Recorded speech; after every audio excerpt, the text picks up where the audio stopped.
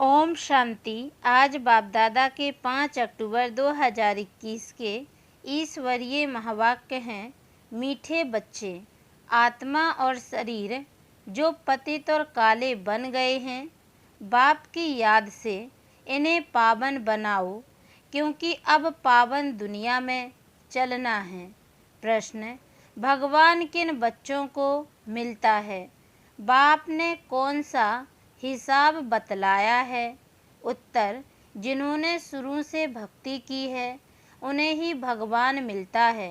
बाबा ने यह हिसाब बतलाया है कि सबसे पहले तुम भक्ति करते हो, इसलिए तुम्हें ही पहले पहले भगवान द्वारा ज्ञान मिलता है, जिससे फिर तुम नई दुनिया में राज्य करते हो।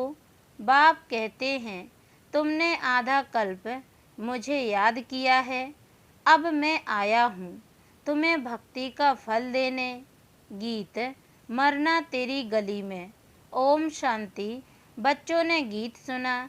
जब कोई मरते हैं तो बाप के पास जन्म लेते हैं। जानते हो हम आत्माएं हैं। वह हो गई शरीर की बात। एक शरीर छोड़ फिर दूसरे बाप के पास जाते हैं। तुमने कितने साकारी बाप किए हैं। असूल में हो निराकारी बाप के बच्चे।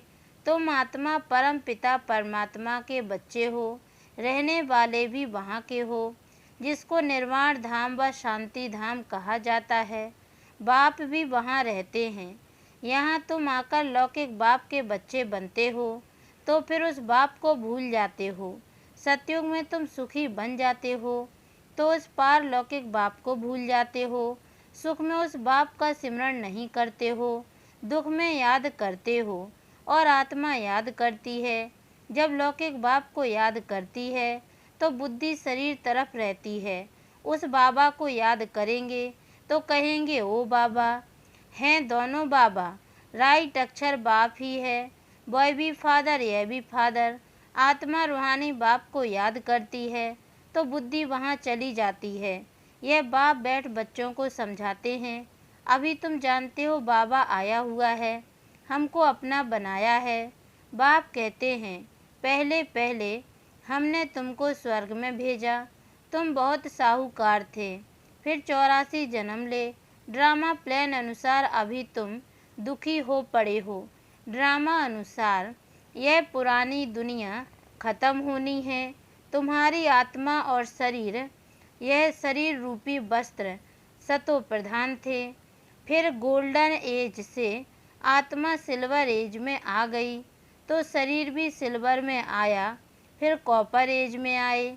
अभी तो तुम्हारी आत्मा बिल्कुल ही पतित हो गई है तो शरीर भी पतित है। जैसे 14 कैरेट का सोना कोई पसंद नहीं करते हैं, काला पड़ जाता है। तुम भी अभी काले आयरन एज्ड बन गए हो। अब आत्मा और शरीर जो ऐसे काले बन गए हैं तो फिर पवित्र कैसे बने? आत्मा पवित्र बने तो शरीर भी पवित्र मिले। वह कैसे होगा? क्या गंगा स्नान करने से? नहीं, पुकारते ही हैं, हे पतित पावन आओ। यह आत्मा कहती है तो बुद्धि पारलौकिक बाप तरफ चली जाती है। हे बाबा देखो, बाबा अक्षर ही कितना मीठा है। भारत में ही बाबा बाबा कहते हैं। अभी तुम आत्माभिमानी बन बाबा के बने हो। बाबा कहते हैं, मैंने तुमको स्वर्ग में भेजा था, नया शरीर धारण किया था। अब तुम क्या बन गए हो? यह बातें हमेशा अंदर रहनी चाहिए। बाबा को ही याद करना चाहिए। याद सब करते हैं ना। हे बाबा, हम आत्माएं पतित बन गई हैं, अब आओ, आकर पावन बनाओ। ड्रामा में यह भी पार्ट है, तब तो बुलाते हैं। ड्रामा प्लान अनुसार आएंगे भी तब, जब पुरानी दुनिया से नई बनती है तो जरूर संगम पर ही आएंगे। तुम बच्चों को निश्चय है, वी लव्ड मोस्ट बाबा है। कहते भी हैं स्वीट स्वीटेस्ट। अब स्वीट कौन है? लौकिक संबंध में पहले फादर है जो जन्म देते हैं, फिर है टीचर। टीचर से पढ़कर तुम मर्तबा पाते हो। नॉलेज सोर्स ऑफ इनकम कहा जाता है। ज्ञान है नॉलेज, योग है याद, तो बेहद का किसको पता नहीं है। चित्रों में क्लियर दिखाया भी है। ब्रह्मा द्वारा स्थापना शिव बाबा कराते हैं। कृष्ण कैसे राजयोग सिखाएगा? राजयोग सिखलाते ही हैं सतयुग के लिए, तो जरूर संगम पर बाप ने सिखाया होगा। सतयुग की स्थापना करने वाला है बाबा, ब्रह्मा द्वारा कराते हैं। करण करावनहार है ना, वो लोग तो त्रिमूर्ति ब्रह्मा कह देते हैं, परंतु ऊंचते ऊंच शिव है ना, वह साकार है, वह निराकार है। सृष्टि भी यही है, इस सृष्टि का ही चक्र फिरता है, रिपीट होता रहता है। सूक्ष्म वतन की सृष्टि का चक्र नहीं गाया जाता, वर्ल्ड की हिस्ट्री ज्योग्राफी रिपीट होती है। गाते भी हैं सतयुग त्रेता द्वापर कलयुग, बीच में जरूर संगम युग चाहिए, नहीं तो कलयुग को सतयुग कौन बनाए। नरकवासियों को स्वर्गवासी बनाने बाप संगम पर ही आते हैं। जितनी पुरानी दुनिया उतना दुख जाचती, आत्मा जितना तमोप्रधान बनती जाती है उतना दुखी होती है। देवताएं हैं सतो प्रधान, यह तो highest authority God fatherly government है, साथ में धर्मराज भी है। बाप कहते हैं तुम शिवालय में रहने वाले थे, अब है वैश्यालय। तुम पावन थे, अब पतित बने हो, तो कहते हो हम तो पापी हैं। आत्मा कहती है मुझ निर्गुण हारे में कोई गुण नहीं। कोई भी देवता के मंदिर में जाएंगे तो उनके आगे ऐसे कहेंगे, कहना चाहिए बाप के आगे, उसको छोड़ ब्रदर्स को लगते हैं। यह देवताएं ब्रदर्स ठहरे ना, ब्रदर्स से तो कुछ मिलना नहीं है। भाइयों की पूजा करते करते नीचे गिरते आए हैं। अब तुम बच्चे जानते हो बाबा आया हुआ है, उससे हमको वर्षा मिलता है। बाकी मनुष्य तो बाप को जानते ही नहीं, सर्वव्यापी कह देते हैं। कोई फिर कहते हैं अखंड ज्योति तत्व है, कोई कहते वह नाम रूप से न्यारा है। अरे तुम कहते हो अखंड ज्योति स्वरूप है, फिर नाम रूप से न्यारा कैसे कहते हो? बाप को न जानने के कारण ही पतित बन पड़े हैं, तमो प्रधान भी बनना ही है। फिर जब बाप आए तब सबको पावन बनाए। आत्माएं निराकारी दुनिया में सब बाप के साथ रहती हैं, फिर यहाँ आकर सतो रजो तमो का पाठ बजाती हैं। आत्मा ही बाप को याद करती है। बाप आते भी हैं, कहते हैं ब्रह्मा तन का आधार लेता हूँ, यह है भाग्यशाली रथ, बेगर आत्मा रथ थोड़े ही होता है। कहते हैं भागी रथ ने गंगा लाई। अब यह बात तो हो नहीं सकती, परंतु कुछ भी समझते नहीं कि हम कहते क्या हैं। अभी तुम बच्चों को समझाया है, यह है ज्ञान वर्षा। इससे क्या होता है, पतित से पावन बनते हैं। गंगा जमुना तो सतयुग में भी होती है। कहते हैं कृष्ण जमुना के कंठे पर खेल पाल करते हैं, ऐसी कोई बातें हैं नहीं। वह तो सतयुग का प्रिंस है, उसकी बहुत संभाल से पालना होती है, क्योंकि फूल है ना, फूल कितने अच्छे सुंदर होते हैं। फूल से सभी आकर खुशबू लेते हैं, कांटों से थोड़ी खुशबू लेंगे। अभी तो है ही कांटों की दुनिया। जंगल को बाप आकर गार्डन और पल्ला फ्लावर्स बनाते हैं, इसलिए उनका नाम बबूलनाथ भी रख दिया है। कांटों से फूल बनाते हैं, इसलिए महिमा गाते हैं कांटों को फूल बनाने वाला बाबा। अब तुम बच्चों का बाप के साथ कितना लव होना चाहिए। अभी तुम जानते हो हम बेहद के बाप के बने हैं। अभी तुम्हारा संबंध उनसे भी है तो लौकिक से भी है। पारलौकिक बाप को याद करने से तुम पावन बनेंगे। आत्मा जानती है वह हमारा लौकिक बाप और यह पारलौकिक बाप है। भक्ति मार्ग में भी आत्मा जानती है वह हमारा लौकिक बाप और यह गॉड फादर अविनाशी बाप को याद करते हैं। वह बाप कब आकर हेवन स्थापन करते हैं यह किसको पता नहीं है।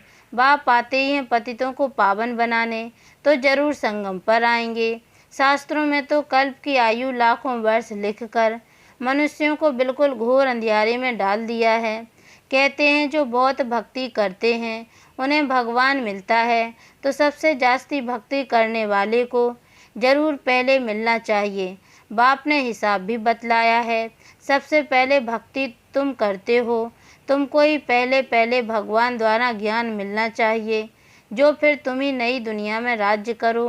बेहद का बाप तुम बच्चों को ज्ञान दे रहे हैं, इसमें तकलीफ की कोई बात नहीं है। बाप कहते हैं तुमने आधा कल्प याद किया है, सुख में तो कोई याद करते ही नहीं है।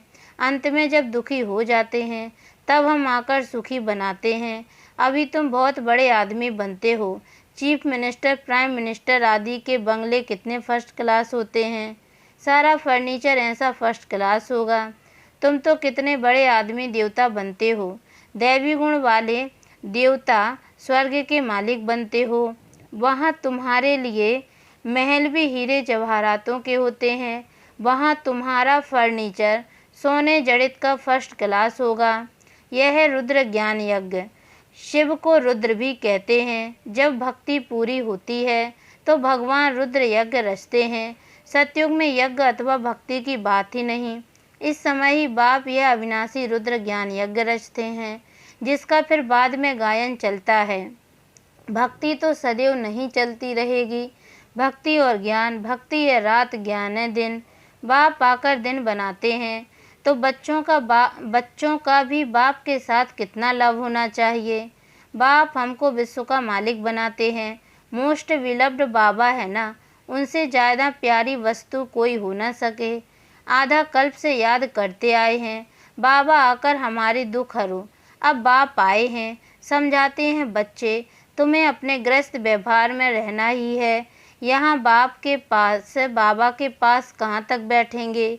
साथ में तो परम धाम में ही रह सकते, यहाँ तो नहीं रह सकते। यहाँ तो नॉलेज पढ़ने की है, नॉलेज पढ़ने वाले थोड़े होते हैं। लाउड स्पीकर पर कभी पढ़ाई होती है क्या? टीचर सवाल कैसे पूछेंगे? लाउड स्पीकर पर रेस्पॉन्ड कैसे दे सकेंगे? इसलिए थोड़े थोड़े स्टूडेंट को पढ़ाते हैं। कॉलेज तो बहुत होते हैं, फिर सबके इम्तिहान होते हैं, रिजल्ट निकलती है। यहाँ तो एक बाप ही पढ़ाते हैं। यह भी समझाना चाहिए कि दो बाप हैं, लौकिक और पारलौकिक। दुख में सिमरन उस पारलौकिक बाप का करते हैं। अब वह बाप आया हुआ है। महाभारत लड़ाई भी सामने खड़ी है। वह समझते हैं महाभारत लड़ाई में कृष्ण आया। यह तो हो न सके, बेचारे मूझे उगे हैं, फिर भी कृष्ण कृष्ण करते रहते हैं। अब मोस्ट विलव्ड शिव भी है तो कृष्ण भी है, परंतु वह है निराकार, वह है साकार। निराकार बाप सभी आत्माओं का बाप है। हैं दोनों मोस्ट विलव्ड। कृष्ण भी विश्व का मालिक है ना। अभी तुम जज कर सकते हो कि जास्ती प्यारा कौन। शिव बाबा ही ऐसा लायक बनाते हैं ना। कृष्ण क्या करते हैं, बाप ही तो उनको ऐसा बनाते हैं ना। तो गायन भी जास्ती उस बाप का होना चाहिए। बाप ने समझाया है तुम सब पार्वतियाँ हो। यह शिव अमरनाथ तुमको कथा सुना रहे हैं। तुम ही सब अर्जुन हो, तुम ही सब द्रौपदियाँ हो। इस विशेष दुनिया को रावण राज्य कहा जाता है। वह है वाइसलेस वर्ल्ड। बेकार की बात नहीं। निराकार बाप बेकारी दुनिया रचेंगे क्या? बेकार में ही दुख है। सन्यासियों का है ही हठ योग, निवृत्ति मार्ग। कर्म संन्यास तो कभी होता ही नहीं। वह तब हो जब आत्मा शरीर से अलग हो जाए। गर्भ जेल में फिर कर्मों का हिसाब शुरू हो जाता है। बाकी कर्म संन्यास कहना रॉन्ग है। हठ योग आदि बहुत सीखते हैं, गुफाओं में जाकर बैठते हैं, आग से भी चले जाते हैं। रिद्धि सिद्धि भी बहुत है, जादूगरी से बहुत चीज़ें भी निकालते हैं। भगवान को भी जादूगर, रत्नागर, सौदागर कहते हैं, लेकिन उनसे कोई को गति सद्गति तो नहीं मिल सकती। वह तो एक ही सच्चा सतगुरु आकर सबकी गति सद्गति करते हैं। अच्छा, मीठे मीठे सिकी लदे बच्चों प्रति माता पिता बाप दादा का याद प्यार और गुड मॉर्निंग। रूहानी बाप की रूहानी बच्चों को नमस्ते। और हम रूहानी बच्चों की ओर से भी रूहानी माता पिता बाप दादा को याद प्यार और गुड मॉर्निंग बाबा नमस्ते। धारणा के लिए मुख्य सार है।